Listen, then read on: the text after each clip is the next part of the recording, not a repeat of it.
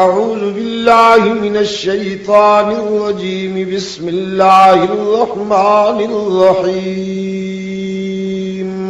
السلام علیکم. نعیم اختر چینل میں آپ سب دوستوں کو خوش آمدید. آج ہم آپ کے لیے بیان لے کے آئے ہیں حضرت مولانا قاری محمد حنیف صاحب ملتانی رحمۃ اللہ تعالی علیہ کا، جس کا عنوان ہے جنت کی بشارت. تو آئیے ہم سب مل کر حضرت قاری صاحب کا یہ بیان سنتے ہیں. یہ بیان انہوں نے جمعۃ المبارک کے دن جامع مسجد مدنی ملتان میں کیا تھا. تو آئیے ہم سب مل کر سنتے ہیں.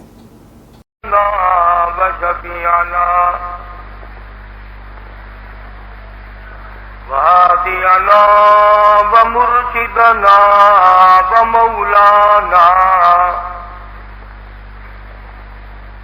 ومولانا محمدا عبده ورسوله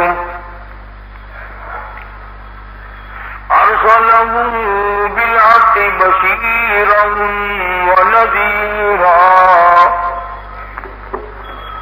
صلى الله تعالى عليه وعلى آله وأصحابه وأزواجه وذرياته وبارك وسلم تسليما كثيرا كثيرا. أما بعد فأعوذ بالله السميع العليم من الشيطان الرجيم. بسم الله الرحمن الرحيم.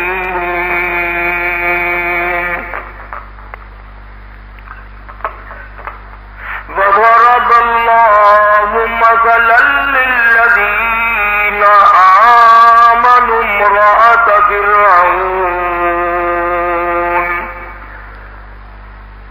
إذ قالت رب ابن لي عندك بيتا في الجنة ونجني من فرعون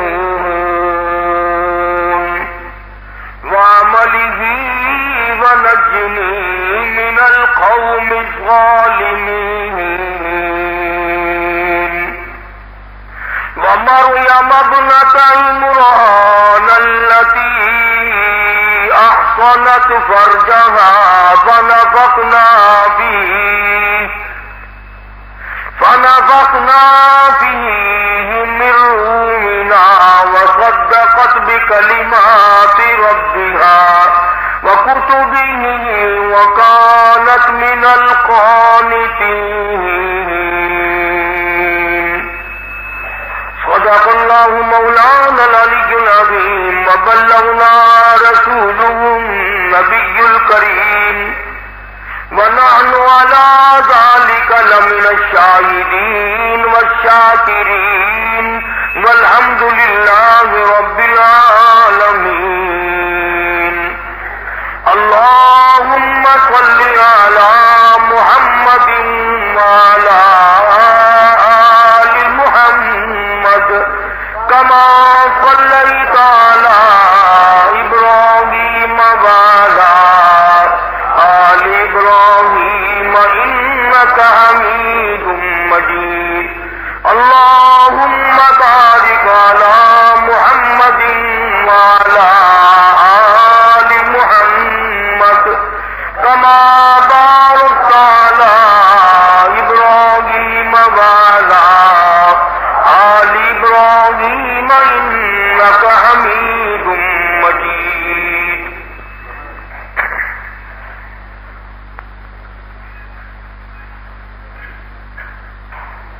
گزشتہ جمعے میں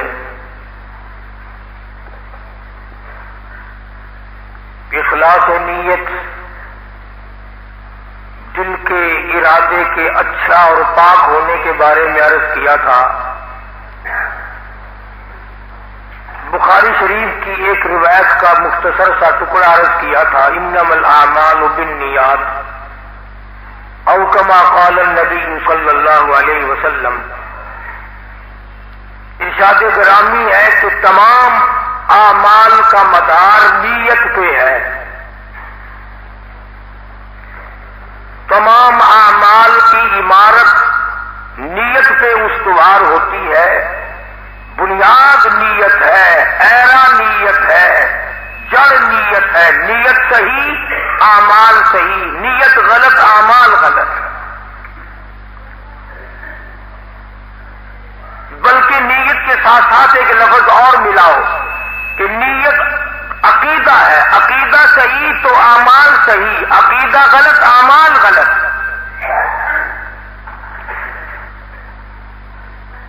یہ جو لفظ ہے عقیدہ، یہ عقد سے ہے. اس کے معنی گرا لگانے کے ہیں، گنڈ لگانے کے. عقیدے کی ایسی گنڈ لگاوے آدمی، ایسی گرا لگائے کہ اس کو کوئی کھول نہ سکے. اتنا مضبوط عقیدہ ہو آدمی کا کہ مالک کائنات کے بارے میں اس کا یہ خیال ہو اور وہ یہ سوچنے پر مجبور ہو کہ اس کائنات کے نظام کا ایک ایک ذرہ، سمندر کا ایک ایک قطرہ، پہاڑ کا ایک ایک سنگریزہ، درخت کا ایک ایک پتا اللہ سبحانہ و تعالیٰ کے حکم کے بغیر حرکت نہیں کر سکتا.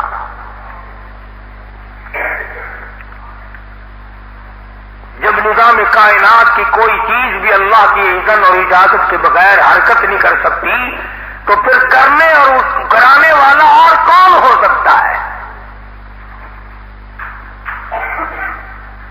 آج نیتیں بگڑی، ارادے خراب ہوئے، دلوں کے وسواس خراب ہوئے. حدیث پاک کا ایک جملہ ہے، فرمایا قلوب المؤمنین عرش او کما قال النبی صلی اللہ علیہ وسلم. فرمایا میرے بندے، آنکھ تیری، زبان تیری، دل، دماغ تیرا، ہاتھ تیرے، پیر تیرے، سارا جسم تیرا. ایک تیرا دل جو ہے یہ تو نہیں مجھے بسنے کے لیے عطا کر دے. سارا بدن تو اپنے حوالے رکھ، دل کی کوٹڑی میں مجھے بسنے دے، مجھے رہنے دے. فرمایا دل تیرا ہو، یاد میری ہو، پھر مزہ دیکھ. جن حضرات نے اللہ سبحانہ و تعالیٰ کو یاد کیا ان کی دنیا میں بھی شان نرالی، آخرت میں بھی شان نرالی. خواجہ معین الدین چشتی اجمیری رحمت اللہ تعالی علیہ راجستھان کے ٹیبے پہ اکیلا آ کے بیٹھا، اللہ کا نام بلند کیا، محمد عربی صلی اللہ علیہ وسلم کی محبت لوگوں کے دلوں میں بسائی. اتنی اللہ تعالیٰ نے قبولیت بخشی کہ جس دن معین الدین کا جنازہ اٹھا 90 لاکھ کافر بن کے کلمہ پڑھ رہے تھے.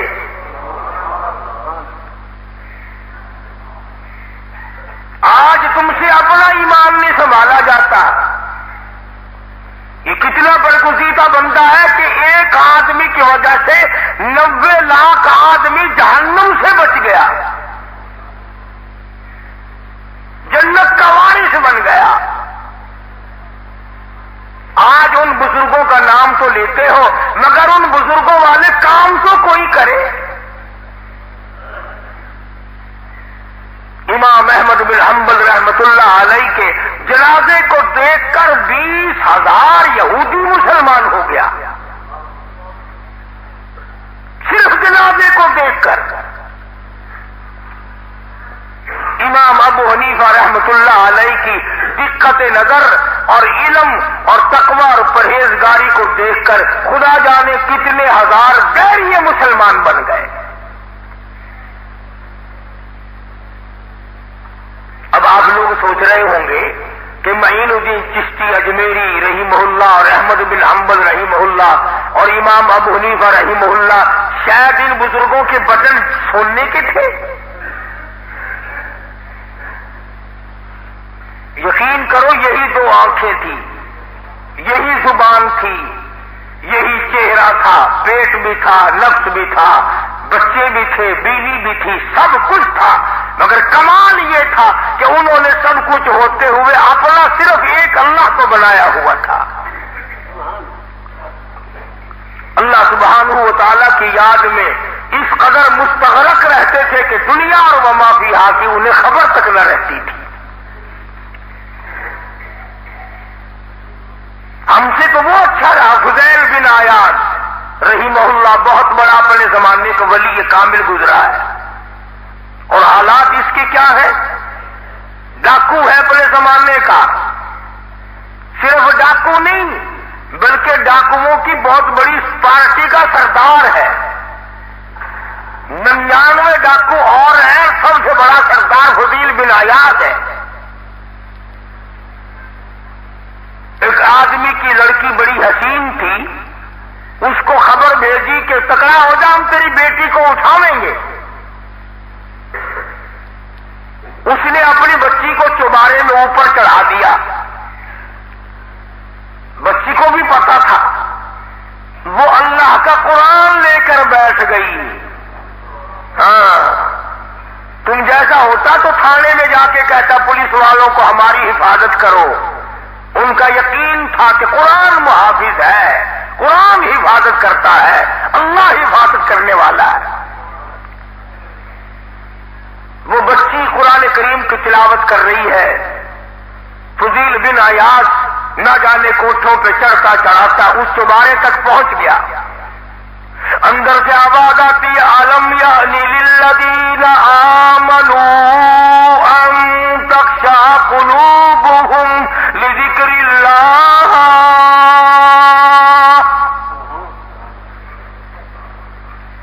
علم یعنی للذین آمنوا ان تخشع قلوبهم لذکر اللہ. اور مسلمان کہلانے والے اور اپنے آپ کو انسان سمجھنے والے، ان تخشع قلوبهم لذکر اللہ. تیرے دل میں کب اس مالک کی کائنات کا قہر آئے گا، تو کب اس کے غضب سے ڈرے گا، اس کے عذاب سے کیسے بچے گا. اس کی قدرت کاملہ تجھے گھیر کے تباہ کر دے گی.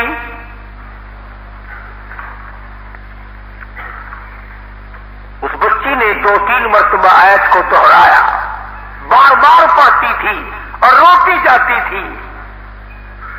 اللہ سبحانہ و تعالیٰ بڑا کریم ہے. اندازہ لگاؤ، ڈاکو نہیں، ڈاکوؤں کا سردار ہے.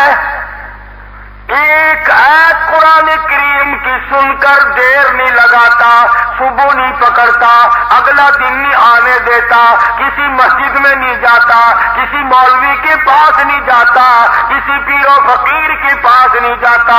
اللہ کا قرآن سنا، رونے لگا، کوٹھے پہ کھڑا ہو کے کہنے لگا، او میرے ساتھیوں، میری لیل بدل گئی، میرا دل بدل گیا، میرا انداز بدل گیا. میں نے بڑی غلط کاری میں زندگی بسر کی ہے. تم سب گواہ جاؤ، میں توبہ کرتا ہوں.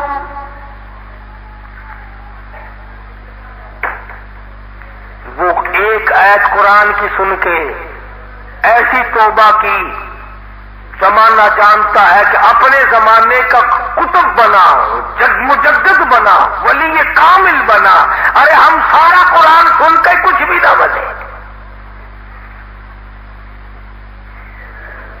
ہم سارا قرآن پڑھ کے کچھ نہ بنے، سن کے کچھ نہ بنے، ہمارا کیا بنے گا؟ جھوٹ بولنے سے ہم نے کبھی توبہ نہ کی، زنا بدماشی سے ہم نے کبھی توبہ نہ کی، حرام خوری سے ہم نے کبھی توبہ نہ کی. لگے ہوئے کیسے اللہ کریم ہے، معاف کر دے گا. تو معافی مانگے گا تو وہ تجھے معاف کرے گا. عرض کر رہا تھا کہ اللہ والے لوگوں نے اپنی اس طریقے سے کانٹے بدلے، لین بدلی. جب اللہ تبارک و تعالیٰ نے ہدایت عطا فرمائی، خواجہ ابراہیم ابن ادہم رحمت اللہ علیہ بہت بڑے ولی کامل بنے. بادشاہ وقت ہے، بلخ بخارے کا بادشاہ خواجہ ابراہیم ابن ادہم. مگر دل میں کبھی کبھی یہ بات آتی ہے کہ میں اللہ کو یاد کروں. اللہ والا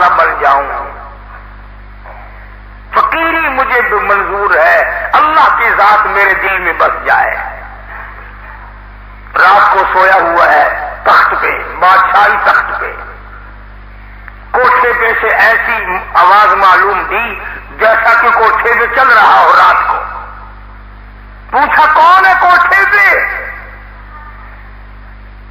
اوپر سے آواز آئی میرا اونٹ گم ہو گیا وہ تلاش کر رہا ہوں.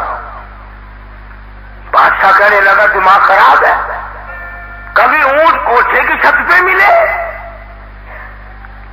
اونٹ کوٹھے کی چھت پہ نہیں ملا کرتا. اوپر سے آواز آئی کہ تو کون سا عقل مند ہے، تخت پہ بیٹھے خدا نہیں ملا کرتا. اگر مجھے چھت پہ اونٹ نہیں ملتا تجھے تخت پہ خدا نہیں ملے گا. صبح اٹھ کر کے کسی جیسے مولوی سے جا کے نہیں پوچھا، کسی مفتی کی جا کے صلاح نہیں لی کہ مجھے اب کیا کرنا چاہیے. مطلب میرا یہ ہے کہ جب آدمی ماننے پہ آئے تو سب کچھ مان جاتا ہے. نہ کسی کی صلاح لی، نہ مشورہ کیا، نہ علماء سے پوچھا، نہ مولویوں سے پوچھا. صبح ہونے سے پہلے تخت و تاج کسی اور کے حوالے کر دیا اور آپ درویش ہی لے لی. اور خواجہ ابراہیم ابن ادہم رحمت اللہ علیہ جب بھی کبھی اس علاقے میں آتے تو بادشاہ وقت کہتا کہ حضرت آپ کی سلطنت حاضر ہے، اگر چاہو تو میں اب بھی آپ کو دیتا ہوں. مگر خواجہ ابراہیم ابن ادہم رحمت اللہ علیہ فرماتے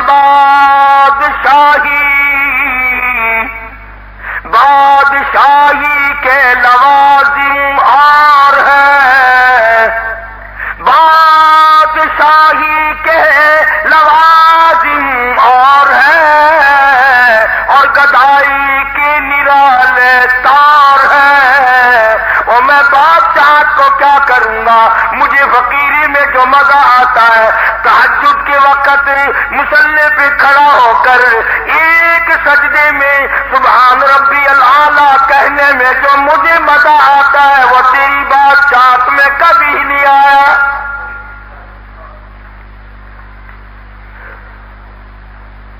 کیا بادشاہت ہوتی ہے جس کو اللہ کی یاد مل جائے؟ یہ تو ہمیں چسکا نہیں پڑا، ہمیں اس کے مٹھاس کا پتہ نہیں چلا، ہمیں اس کے کیف کا پتہ نہیں چلا، ہمیں اس کے سرور کا پتہ نہیں چلا، ہمیں اس کی لذت کا پتہ نہیں چلا. صحابہ اکرام رضوان اللہ تعالی علیہم اجمعین کی جماعت نے اس خدا کو چھروں کے نیچے یاد کیا، انگاروں پہ یاد کیا، خنجر کی نوک پہ یاد کیا، بہکتے ہوئے کولوں شولوں پہ صحابہ نے اللہ کو یاد کیا. چنانچہ سیدنا بلال حبشی رضی اللہ تعالی عنہ کو بڑی مار پڑ رہی تھی. جناب ابو بکر صدیق رضی اللہ تعالیٰ عنہ فرماتے ہیں میں بلال کے پاس سے گزرا، میں نے بلال کی زبان باہر لٹکی دیکھی، سینے پہ بہت بڑی پتھر کی چٹان ہے، نیچے دہکتے ہوئے کولے اور شولے ہیں. امیہ بن خلف حضرت بلال کے گلے پہ گردن پہ پیر رکھ کر پورا وزن ڈال دیتا ہے.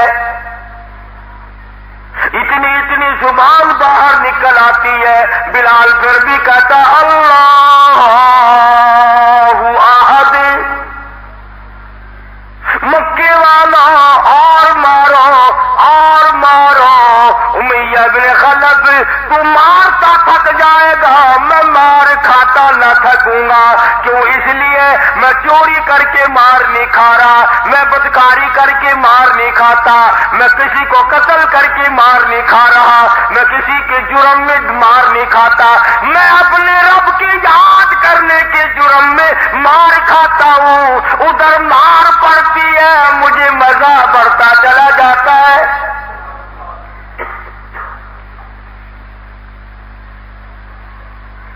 جناب ابو بکر صدیق سب کا رضی اللہ تعالی عنہ فرماتے ہیں کہ میں بلال کو دیکھ کر مجھے ترس آیا کہ اتنی شدید مار پڑتی ہے اور یہ ہٹتا نہیں.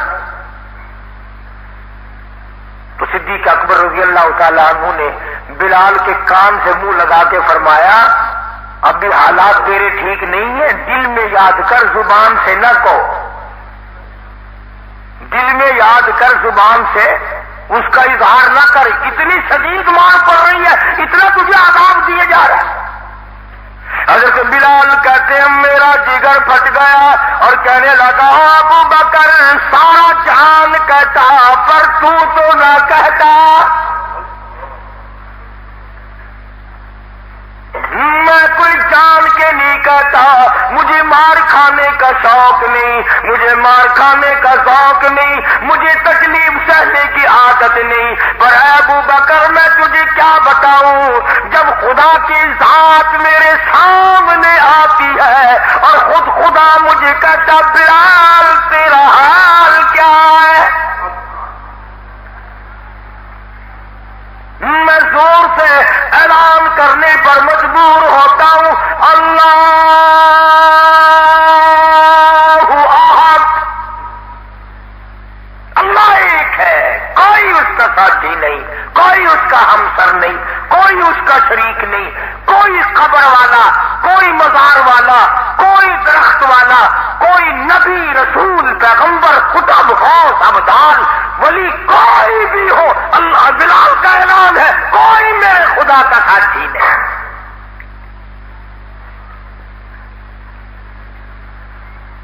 تو لوگ تو ان بنا لیندے ہو نا، بھائی دیکھو ندی یہ بھی تو اللہ نے بنائے ہوئے نے، اللہ نے بنایا کسی کو اپنا سامی، اللہ نے بنایا کسی کو اپنا ساتھی، تم شریکے سے ڈرتے ہو، خدا شریک کا گوارا کرتا ہے، خدا شریکوں سے پاک ہے۔ حضرت بلال رضی اللہ تعالیٰ عنہ کو ابو بکر صدیق رضی اللہ تعالیٰ عنہ نے جب زیادہ سے زیادہ مار کھاتے دیکھا اور بعد نہ آیا، پھر ابو بکر نے پوچھا تیرا حال کیا ہے، بلال کہتا جفا جو ہوتی ہے، جفا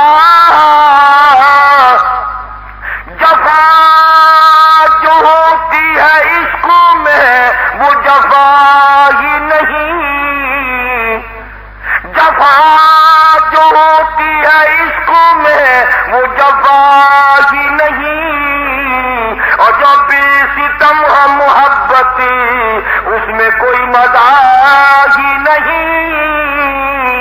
اور کہتا ابو بکر میں تجھے کیا بتاؤں، جب میں اپنے رب کے لیے مار کھاتا ہوں میرے سینے پہ پتھر کی چٹان ہوتی ہے، میری کمر کے نیچے دہتے ہوئے کولے اور شولے ہوتے ہیں، میری گردن پہ امیہ بن خلف کا پیر ہوتا ہے، ان حالات کے ہوتے ہوئے مجھے میرا رب پوچھتا ہے بلال تیرا کیا حال ہے۔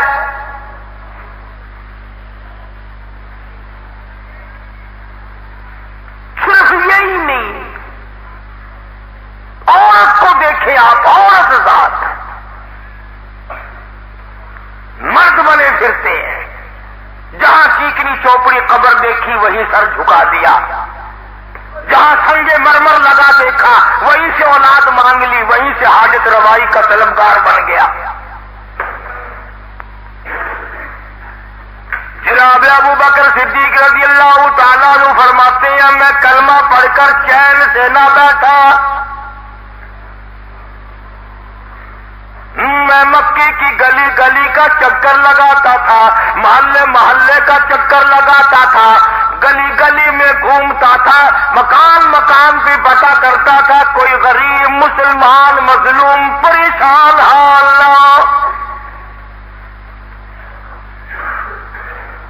اور کام کیا ہے صدیق اکبر رضی اللہ تعالیٰ عنہ نے۔ حضرت بلال رضی اللہ تعالیٰ عنہ کو جب اتنی سخت سے سخت مصیبت میں دیکھا، پریشانی سے پریشانی میں دیکھا اور یہ حالت دیکھی تو امیہ بن خلف سے صدیق اکبر نے کہہ دیا کہ تو اس غلام کو بیچ لے میں اسے خرید لوں گا۔ اب جب کسی نے کوئی مال بیچنا نہ ہو تو وہ ہوائی پیسے مانگا کرتا ہے، بیچنا تو ہے ہی نہیں، اس نے منہ مانگے دام مانگے، وہ ابو بکر کسی کی دولت مقدمے میں لگے گی، کسی کی دولت افسر کھائیں گے، کسی کی دولت ڈاکٹر کھائیں گے، کسی کی دولت کنجری کھاوے گی، کسی کی دولت بدکار کھاویں گے، کسی کی دولت جوئے بال شرابی کھاویں گے، تیری دولت نبی پاک صلی اللہ علیہ وسلم کا دیوانہ اللہ کا پروانہ بلال کے لیے خرچ ہو رہی ہے۔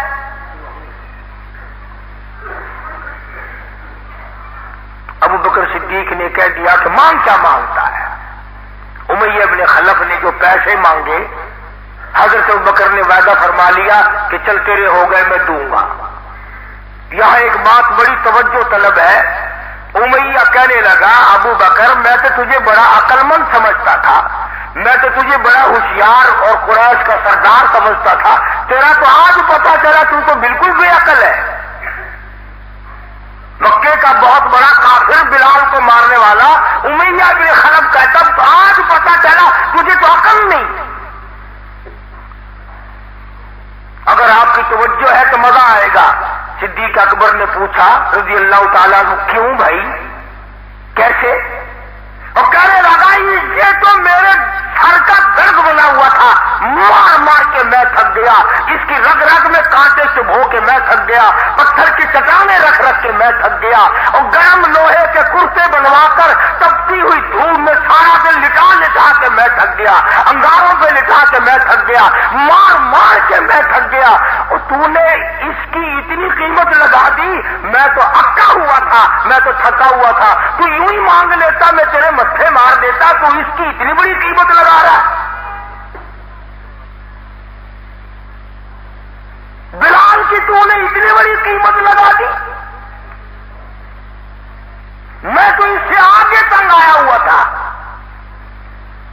میں تو تیرے حوالے یوں ہی کر دیتا، لے اٹھا کے لے جا جا، اتنی بڑی قیمت تو نے اپنے ذمہ لگا دی۔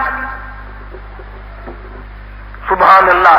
صدیق اکبر رضی اللہ تعالیٰ عنہ نے فرمایا کہ میں یوں سمجھتا تھا کہ امیہ بن خلف مکے کا سردار ہے، قریش کا سردار ہے، بڑا عقل مند ہوگا، پر تیرا آج پتا چلا کہ تو بالکل گدھا ہے، تجھے کوئی عقل نہیں۔ اس نے پوچھا کیوں؟ توجہ فرمایا ہو بلال اور قیمت یہ مانگنی جو تو نے مانگی، قیمت ہو بلال کی، اور یہ تو نے اگر آج تو میری جان مانگتا میں اپنی جان دے کر بلال کو خرید کے آزاد کرتا۔ تو کیا جانے بلال کی قیمت؟ بلال کے تو نے اتنے سے پیسے مانگنے تھے تو خرید کے حضرت بلال کو رضی اللہ تعالیٰ عنہ کو صدیق اکبر نے آزاد کر دیا۔ اسی لیے میں کہا کرتا ہوں کہ اللہ کی عدالت لگے گی، لوگ اپنے اپنے معاملات نبیڑیں گے اور آئے گی صدیق اکبر کی باری، اللہ پاک کی قسم جناب ابو بکر بلال کو لائیں گے، حضرت نادیہ کو لائیں گے، ابو فقیہ کو لائیں گے، اسی طرح کے کمزور ضعیف صحابہ کو لائیں گے جن کو خرید کے آزاد کیا، عرض کریں گے الہی صدیق کی کمائی تیرے سامنے موجود ہے۔ کبھی ان حضرات کے بارے میں سوچو تو صحیح کہ آخر یہ انسان تھے، لوہے کے تھے، پتھر کے تھے، کیا چیز تھی جو انہوں نے اپنے رب کے سامنے کسی کو کبھی ٹھہرنے نہیں دیا۔ اب آپ کا ایک ذہن ہوگا اور وہ یہ کہ جی رسول اللہ صلی اللہ علیہ وسلم کی برکت تھی، حضور کی دعا تھی، اس لیے یہ حضرات تکڑے تھے، ایمان ان کے مضبوط تھے، صحابی تھے، نگاہ نبوت نے ان کو پکا کر دیا تھا، یہ بھی ٹھیک ہے، لیکن ایک بات اور آپ کو بتا دوں، حضرت آسیہ فرعون کے گھر والی، ایسا ذلیل بادشاہ جو اپنے آپ کو خدا کہلواتا ہے، مجھے خدا کہو، 400 برس تک اس کے سر میں درد نہیں ہوا، 400 سال تک فرعون کے سر میں کبھی درد نزلہ تک نہیں ہوا، اور اپنے آپ کو خدا کہلواتا تھا۔ تو سیدنا موسیٰ علیہ السلام کو اللہ پاک نے جب فرعون کے گھر میں پہنچا دیا، حضرت آسیہ موسیٰ علیہ السلام پر ایمان لے آئی، کر حضرت آسیہ ایمان لے آئی، فرعون کی خدائی کا انکار کر دیا۔ فرعون کو پتہ چلا، اس نے شاہی لباس اتارا، شاہی محل سے نکال دیا، آسائش چھن گئی، آرام چھن گیا، راحت چھن گئی۔ دو جہان کی اپنے اندر جو آسائش بنا رکھی تھی وہ تخت و تاج چھن گیا، وہ شاہی محل چھن گیا۔ فرعون نے اس پر بھی لحاظ نہ کیا، حضرت آسیہ کے ایک ایک ہاتھ میں 100 میخیں گاڑ دی۔ پیر میں اگر کانٹا لگ جائے کتنی تکلیف ہوتی ہے، صرف ایک کانٹا لگ جانے سے، خدا کے پیر میں اگر کانٹا لگ جائے کتنی تکلیف ہوتی ہے، صرف ایک کانٹا لگ جانے سے، خدا کی قسم۔ آسیہ مبارک ہو، بادشاہ کی گھر والی رانی ساری عمر بادشاہ کے گھر میں رہی، اور آج ایمان کی وجہ سے ایک ایک ہاتھ میں قرآن کہتا ہے وَفِرْعَوْنَ ذِي الْأَوْتَادِ، حضرت آسیہ کے ایک ایک ہاتھ میں 100 میخیں ٹھوک دی۔ ادھر میخیں ٹھکتی تھی، پیروں میں میخیں ٹھوکی۔ ادھر فرعون سامنے آ کر کے کہتا تھا آسیہ اب بھی آ جا، میری خدائی کو مان جا، میں خدا ہوں، تجھے آسائش مل جائے گی، وہی لباس ملے گا، وہی شاہی تخت و تاج ملے گا، وہی محل تجھے مل جائے گا، اعلیٰ درجے کے کھانے ملیں گے، اعلیٰ درجے کا لباس ملے گا، وہی شاہی محل تجھے مل جائے گا، میں پھر تجھے اپنی ملکہ بنا لوں گا، میں تجھے پھر اپنی رانی بنا لوں گا، میں تجھے پھر اپنی گھر والی بنا لوں گا، آ جا۔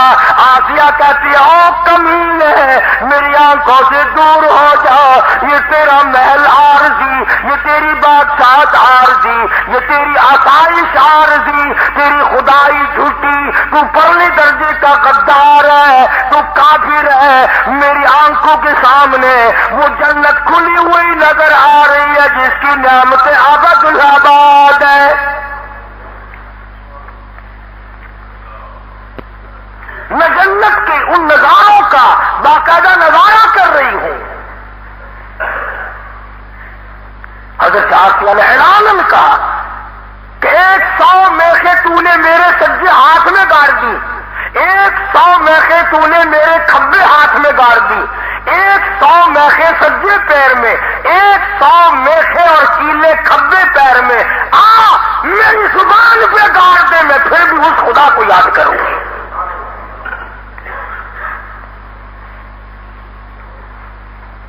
آج ہم نے اس خدا کو یاد کرنا چھوڑ دیا، اس پروردگار کو یاد کرنا چھوڑ دیا، اس بے نیاز کا نام لینا چھوڑ دیا، گانوں میں مست ہو گئے، دنیا کے دھن دولت میں مست ہو گئے۔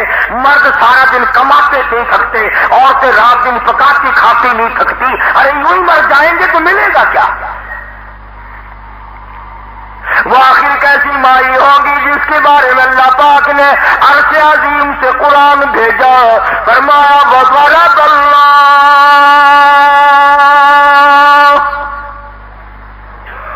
او کالی کملی والے میرے محبوب حضرت محمد الرسول اللہ صلی اللہ تعالی علیہ وسلم، تیری زبانوں میرا کلام وَضَرَبَ اللَّهُ،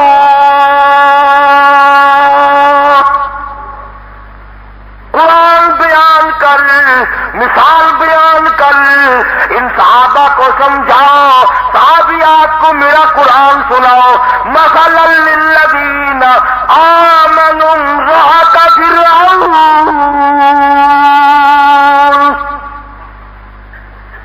میرے حبیب ان لوگوں کو آسیہ کی مثال سنا دے، فرعون کی گھر والی کو سنا دے، کافر کی بیوی ہو کر کیسی جنتی بن گئی، آج مسلمان کی بیٹی ہو کر جہنم میں جا رہی ہے، آج مسلمان کی بیوی ہو کر، مسلمان کی بہن ہو کر جہنم کا انگارہ بن رہی ہے۔ قرآن کہتا ہے کالی کملی والے فرعون کی گھر والی کی بات ساری امت کو سنا دے۔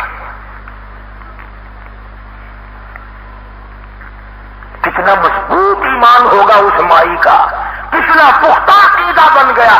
400 میخیں بیک وقت اس کے بدن میں گڑی ہوئی ہے، اور فرعون کو دعوت دیتی ہے. انہوں نے کہا ہاتھ پیر چھوڑ کے آ جا, میری زبان میں کیل ٹھوک کے دیکھ, ادھر کیل ٹھکے گی ادھر لا الہ الا اللہ میری زبان پہ نکلے گا.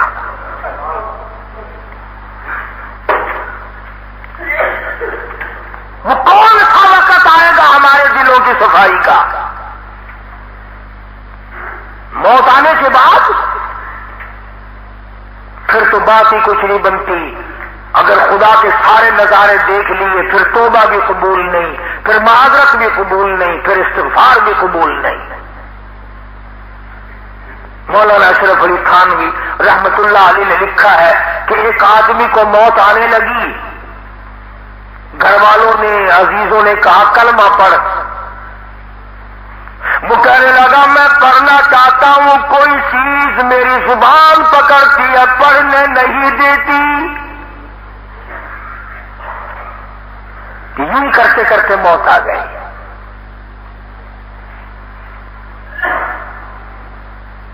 ایک آدمی نے ایک خوبصورت عورت کو دیکھا, اسے ساتھ لے آیا. عورت ہوشیار تھی, اس نے کہا تجھے اپنا مطلب تو سوچ گیا اور میرے سے تو پوچھا نہیں, میں بھوک کے کئی دن کی ہوں, ویسے تو بڑا لپٹا لپٹا پھرتا ہے, تو نے یہ بھی پوچھا میں نے کھانا کھایا کہ نہیں. لگا اچھا آپ فرما دیجیے. لگا مجھے بھوک لگی ہے. وہ اس کے لیے کھانا لینے گیا, وہ وہاں سے نکل گئی, کھسک گئی. اس نے تو موقع بنایا تھا, وہ نکل گئی.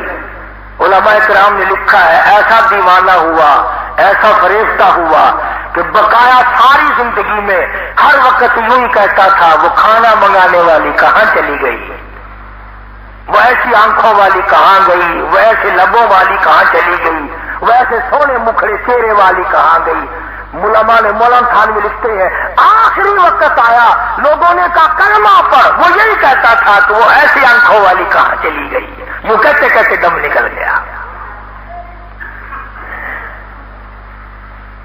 علماء کرام نے ایک آدمی کے بارے میں لکھا ہے کہ کپڑے کی تجارت کرتا تھا, اتنا انہماک تھا, اتنا اشتغال تھا, اتنا استغراق ہو گیا اسی کام میں.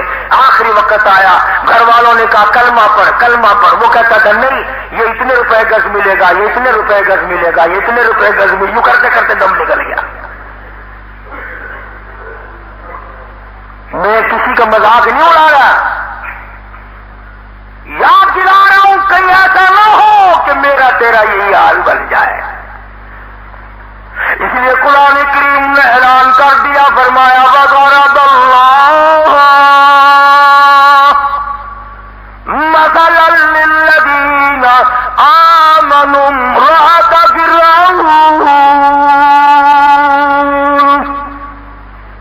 اے میرے نبی, فرعون کی گھر والی کا واقعہ, فرعون کی گھر والی کا قصہ ان لوگوں کو سنا.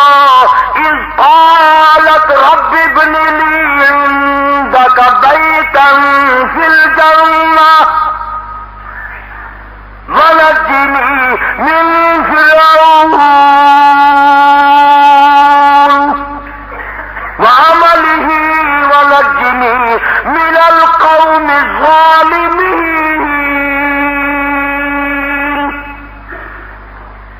جب اس نے اپنے رب کو یاد کیا, آئے قالین کے مسلے پہ کھڑا ہو کے یاد نہ کیا, تخت پہ یاد نہ کیا, شاہی محل میں یاد نہ کیا, اور مزہ تو دیکھ یاد کرنے کا. 400 میخیں ٹھکی ہوئی ہے, اپنے رب کو یاد کر رہی ہے.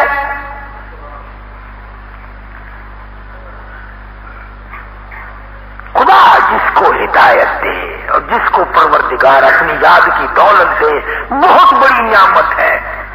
عادت بناؤ چلتے پھرتے کلمہ کا ورد کرنے کی, اللہ اللہ کرنے کی.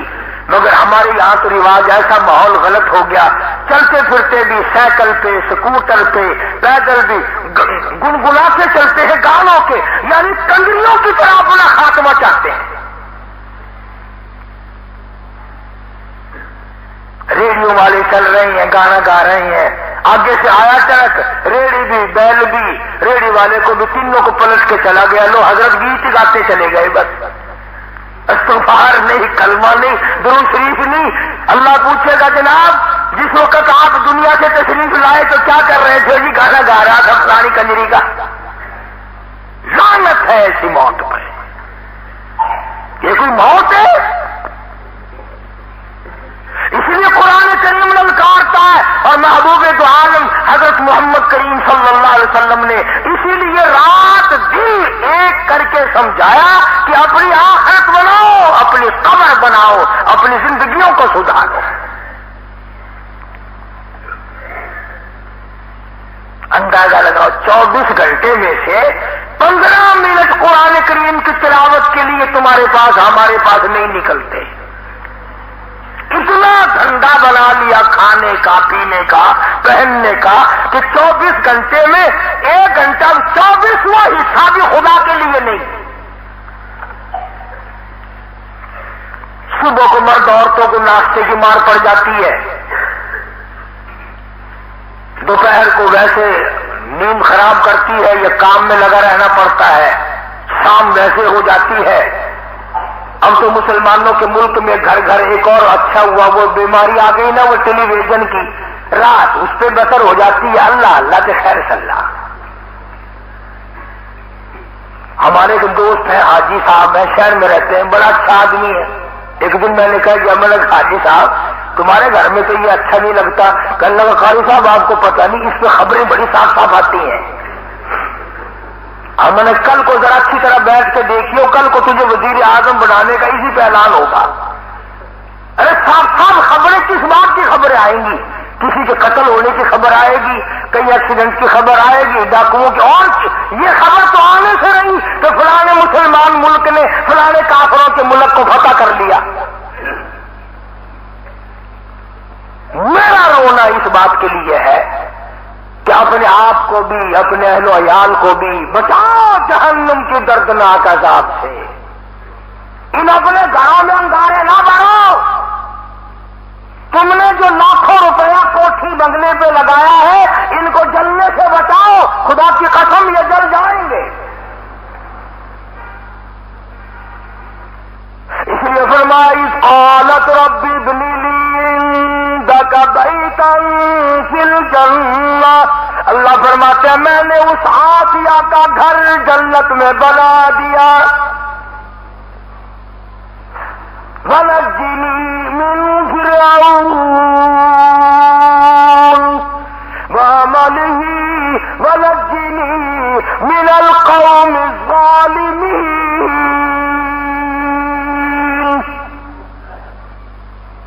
قوم ظالم سے بھی میں نے اس کو نجات دی. اور اللہ تعالیٰ فرماتے میں نے اس کا مکان مرنے سے پہلے جنت میں تیار کر دیا. اس کے اعمال کی وجہ سے، اس کے یقین کی وجہ سے، اس کے اپنی زندگی کو سنوارنے کی وجہ سے. تو ہم سفید داڑھی والوں کو کیا ہو گیا، ہم بوڑھوں کو کیا ہوا؟ بچاؤ اپنے آپ کو، بچاؤ اپنے اہل و عیال کو. ان گھروں کو آگ سے بچاؤ. اپنے گھروں میں نماز کا سسٹم چلاؤ. کم سے کم بہو بیٹیوں سے نماز کا پتہ کرو. گھر والوں کو نماز کے لیے آمادہ کرو. آج تو تم شرم کے مارے بچی کو، بیوی کو کہتے نہیں، کل جہنم میں جلتے ہوئے دیکھنا کیسے گوارا کرو گے؟